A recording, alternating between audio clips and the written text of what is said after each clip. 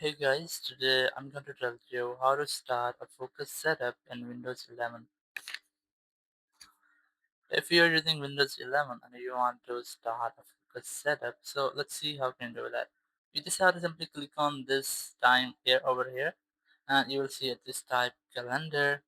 Now under the calendar you'll see the option of focus. Here you can see it's a timer, so you can minimize or maximize it. So let's say I'm gonna set up a focus of almost 15 minutes. So just click on this focus and your focus is now being set up here. If you're doing this very first time, so you must have to try to update your clock. So you can see that my clock is started updating, so you can start your focus session from here. So you can see that focus session has been started.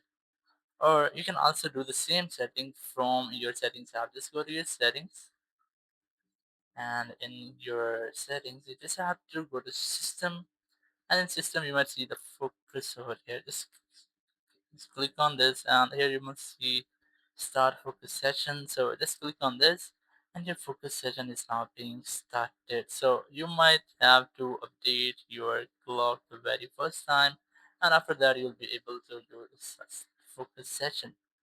So in this way you can easily use a focus session in your Windows 11. Thank you very much for watching the video. Until next video, bye bye.